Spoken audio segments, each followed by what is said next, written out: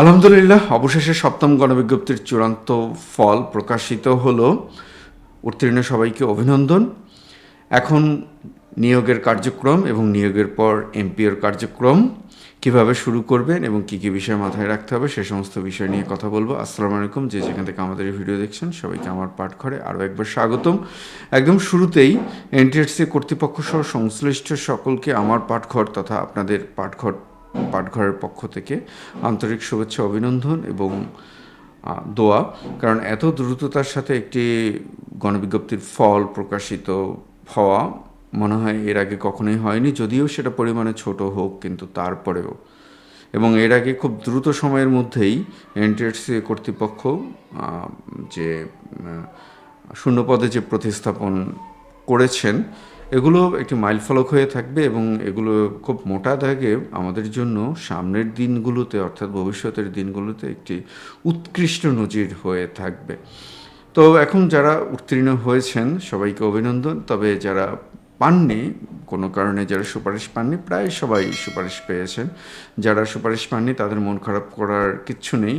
সর্বশক্তিমান রাব্বুল আলমিনের উপরে আস্থা রাখুন, ভরসা রাখুন। একটা জিনিস মাথায় রাখবেন যে সর্বশক্তিমান রাব্বুল আলমিন বা আপনাদের স্ব ধর্মের স্রষ্টা যেখানে আপনাদের রিজিক বা অন্যের ব্যবস্থা রেখেছেন ঠিক সেখানেই হবে।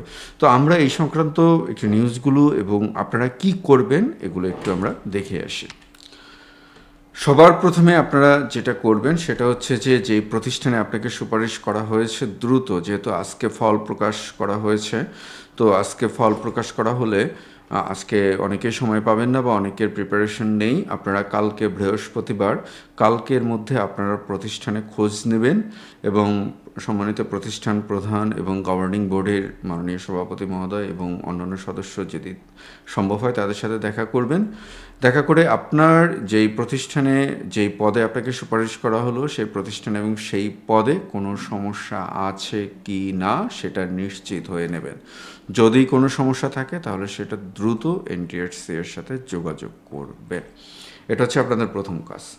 2 নম্বর কাজ হচ্ছে যে এই যে আপনাদের চূড়ান্ত সুপারিশের যে পরিপত্র সেটা, অর্থাৎ রেজাল্ট পাবলিশের যে পরিপত্র সেটা, এবং এই সপ্তম গণবিজ্ঞপ্তি সংক্রান্ত যতগুলো পেপারস আছে সবগুলো পেপারসের হার্ড কপি এবং সফট কপি আপনার কাছে সংরক্ষণ করবেন। একদম অ্যাডমিট কার্ড থেকে শুরু করে, অর্থাৎ আপনি যেই নিবন্ধনে উত্তীর্ণ হয়েছিলেন সেটার অ্যাডমিট কার্ড সহ। অনেকেই আমাকে ফোন দেয়, স্যার আমি এটা পাচ্ছি না, স্যার আমি এটা পাচ্ছি না, বা ভাই আমি এটা পাচ্ছি না। কিন্তু আমি আমার ভিডিওগুলো আপনারা যারা দেখেন বারবার আমি স্পষ্ট করে এই কথাগুলো বলে দিই। ফলাফল: মোট সুপারিশ 11,713 জন প্রার্থীকে বেসরকারি শিক্ষা প্রতিষ্ঠানে শিক্ষক হিসেবে প্রাথমিক নিয়োগ সুপারিশ করা হয়েছে। বিভাগভিত্তিক নিয়োগ: মাধ্যমিক উচ্চশিক্ষা অধিদপ্তর মাউসি 5,742 জন, মাদ্রাসা 4,255 জন, কারিগরি 354 জন, কারিগরি এবং মাউসি সংযুক্ত 1,155 জন, মাদ্রাসা এবং কারিগরি সংযুক্ত 207 জন। আবেদন বাতিল: মোট 18,399টি আবেদনের মধ্যে 1,027 জনের আবেদন ইন্ডেক্সধারী হওয়ার কারণে বাতিল করা হয়েছে। বাকিদের মধ্যে ফাঁকা পদ না থাকায় অনেকে সুপারিশ পাননি।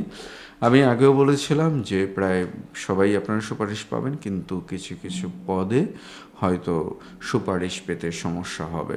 যারা সুপারিশ পাননি মন খারাপ করবেন না, নিজের উপর বিশ্বাস রাখুন, স্রষ্টার উপরে বিশ্বাস রাখুন।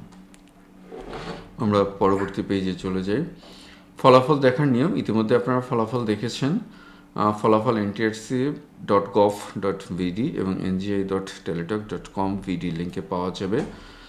লগ ইন: প্রার্থী এবং প্রতিষ্ঠান প্রধানগণ নিজ নিজ ইউজার আইডি এবং পাসওয়ার্ড ব্যবহার করে ফলাফল দেখতে এবং সুপারিশপত্র ডাউনলোড করতে পারবেন।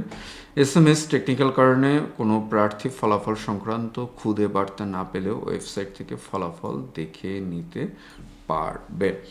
সুপারিশপ্রাপ্ত প্রার্থীদের করণীয়: সুপারিশপত্র ডাউনলোড: প্রার্থীদের দ্রুত সুপারিশপত্র ডাউনলোড করে প্রিন্ট করে নিতে হবে। আমি আবারও বলি, অবশ্যই হার্ড কপি এবং সফট কপি আপনার সংগ্রহে রাখবেন।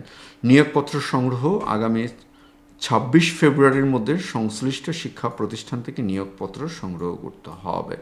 অর্থাৎ আপনি যে সুপারিশপত্র ডাউনলোড করবেন, সেই সুপারিশপত্র ডাউনলোড করে আপনি প্রতিষ্ঠান প্রধানের সাথে অর্থাৎ প্রতিষ্ঠানের সাথে যোগাযোগ করবেন এবং সেখান থেকে আপনাকে নিয়োগপত্র দেওয়া হবে বা অন্যান্য যে প্রসিডিউরগুলো আছে সেগুলো তারা জানিয়ে দেবেন। আমি আবারও বলছি, কালকের মধ্যে আপনারা সব প্রতিষ্ঠানে খোঁজ খবর নেওয়ার চেষ্টা করুন। যদি কোনো সমস্যা থাকে পদ সংশ্লিষ্ট বা আপনার নিয়োগ সংশ্লিষ্ট যদি কোনো সমস্যা থাকে তাহলে দ্রুত এনটিআরসি এর সাথে যোগাযোগ করুন। যোগদান নিয়োগপত্র পাওয়ার পর 7 কার্য দিবসের মধ্যে সংশ্লিষ্ট প্রতিষ্ঠানে যোগদান করতে হবে।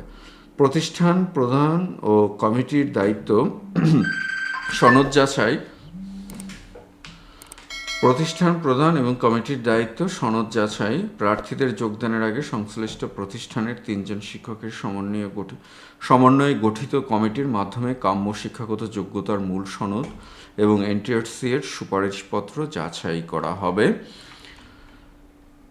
Joining status update. প্রার্থীর যোগদানের নির্ধারিত তারিখের পরবর্তী 7 দিনের মধ্যে প্রতিষ্ঠান প্রধানের টেলিটক পোর্টালে জয়েনিং স্ট্যাটাস আপডেট করতে হবে। যোগদান করলে ইয়েস, না করলে নো। সতর্কবার্তা এবং আইনগত বিষয়। ভুল তথ্যের দায়। শূন্য পদের ভুল চাহিদা বা ভুল তথ্যের কারণে কোনো জটিলতা সৃষ্টি হলে তার সম্পূর্ণ দায় সংশ্লিষ্ট প্রতিষ্ঠানকে বহন করতে হবে। ভেরিফিকেশন। পুলিশ ভেরিফিকেশন প্রতিবেদনে প্রার্থী অনুপযুক্ত বিবেচিত হলে নিয়োগ সুপারিশ তাৎক্ষণিকভাবে বাতিল হয়ে যাবে। অসত্য তথ্য। কোনো প্রার্থী ভুল বা অসত্য তথ্য দিয়ে আবেদন করে সুপারিশপ্রাপ্ত হলে যোগদানকালেই তা বাতিল বলে গণ্য হবে।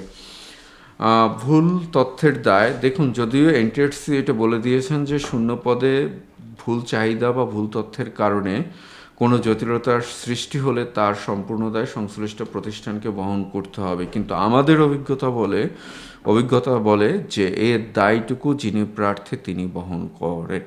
যদিও এনটিআরসি এবং অধিদপ্তর এবং মন্ত্রণালয় এই সমস্ত বিষয়ে আগের থেকে আরও কঠোর এবং এই তথ্য যাচাইয়ের ব্যাপারে তারা আগের থেকে আরও বেশি আন্তরিক এবং চেষ্টা করছেন, কিন্তু তারপরেও কোনো ভুল থেকে যায় এবং যেই ভুলটি থেকে যায় সেই ভুলটির দায় ওই সংশ্লিষ্ট প্রার্থীকে বহন করতে হয়। এবং এই যে প্রতিষ্ঠান প্রধানদের, আমি সবার কথা বলবো না, আমি অল্প কয়েকজন, আমরা কিছু তো থাকবেনই, ঠিক না? আমরা যে ব্ল্যাক শিপ বলি, কিছু তো থাকবেনই যে এই প্রার্থীদের অযাচিত বাধা তৈরি করেন এই প্রার্থীদের সম্মুখে। এবং এই বিষয়টা হচ্ছে কি, জলে নেমে তো আপনি আর কুমিরের সাথে লড়াই করতে পারবেন না। আর এরা হচ্ছে কুমিরের থেকে আরও ভয়াবহ এবং মন মানসিকতায় কুমিরের থেকে আরও, আমি সবার কথা বলছি না, ওই ডিউ রেসপেক্ট, অনেক প্রতিষ্ঠান প্রধান আছেন, আপনারাই জানান যে এতটা আন্তরিক যে এটা প্রত্যাশা করা যায় না। এবং তিনি তার যে মানে প্রোটোকল এবং অ্যাজ এ প্রতিষ্ঠান প্রধান হিসেবে তিনি যতটুকু করার তিনি তার থেকেও বেশি করেন। কিন্তু দুই একজন আছেন যারা এই অযাচিত বাধা তৈরি করেন। যদিও আমরা বলি যে ব্যবস্থা নেওয়ার জন্য, মানে বিভিন্ন জায়গায় যোগাযোগ করার জন্য বা অভিযোগ দেওয়ার জন্য, যে আসলে জলে নেমে তো কুমিরের সাথে আপনি লড়াই করতে পারবেন না। তো কিন্তু তারপরেও আপনাদের চেষ্টা করতে হবে যে এই সমস্ত বিষয়গুলো যতটুকু সম্ভব মিউচুয়াল করে ফেলার জন্য। বিভিন্ন ধরনের অসুবিধা, এমপিও থেকে শুরু করে এই জয়েনিং লেটার দেওয়া থেকে শুরু করে আপনার প্রয়োজনীয় যে ডকুমেন্ট, সে ডকুমেন্টাইজেশনের সময় তারা প্রতিবন্ধকতা সৃষ্টি করেন। এখন কি করবেন ভাই? আমার যদি ক্ষমতা থাকতো তাহলে এদের বিরুদ্ধে আরও কঠোর ব্যবস্থা গ্রহণ করতাম, যে এটা কেন করবে। আর কোনো ক্রমে যদি আপনার কোনো সমস্যা থাকে তাহলে তো আপনি মাঠে শেষ, যদি প্রতিষ্ঠান প্রধান আন্তরিক না হন। এমনকি তার যে সমস্যা, অর্থাৎ তিনি যে পদে চাহিদা দিয়েছিলেন সে চাহিদা ভুল, সে চাহিদার তিনি যে একটি মানে সার্টিফাই কপি দিবেন তিনি সেটাও দিতে চান না। তো যাই হোক, সবাই এরকম না, আমি আবারও বলছি, অনেকেই খুব সহযোগিতাপূর্ণ এবং যারা এই সহযোগিতাপূর্ণ আচরণ করেন তাদেরকে আমাদের পক্ষ থেকে আন্তরিকভাবে ধন্যবাদ এবং শুকরিয়া। তো আপনারা এখন প্রস্তুতি আপনাদের যোগদানের প্রস্তুতি নিতে থাকুন। তবে যদি কোনো ভুলভ্রান্তি থেকে থাকে সেগুলোকে পেপারস ডকুমেন্টে যদি কোনো ভুলভ্রান্তি থেকে থাকে সেগুলোকে সারিয়ে ফেলুন। আর প্রতিষ্ঠানে যদি কোনো সমস্যা থাকে, সংশ্লিষ্ট পদে যদি কোনো সমস্যা থাকে তাহলে দ্রুত এনটিআর সাথে যোগাযোগ করুন। আর আমাদের পাঠঘর চ্যানেলটি, এই চ্যানেলটিকে সাবস্ক্রাইব করতে অবশ্যই ভুলবেন না। আপনাদেরই পাঠঘর, অবশ্যই আমাদের চ্যানেলটিকে সাবস্ক্রাইব করবেন এবং লাইক কমেন্ট শেয়ার করে অন্যদেরকেও জানিয়ে দেওয়ার চেষ্টা করবেন। যোগদান সম্পর্কিত কোনো তথ্য বা কোনো ইনফরমেশন যদি আপনাদের দরকার হয় বা ফল সংক্রান্ত যদি কোনো ইনফরমেশনের দরকার হয়, নির্দ্বিধায় আমাদের কমেন্ট বক্সে জানাবেন, আমরা আপনাদেরকে তথ্য দেওয়ার চেষ্টা করব। সবার জন্য শুভকামনা, ভালো থাকবেন, আবারও দেখা হবে আপনাদের সাথে। আসসালামু আলাইকুম।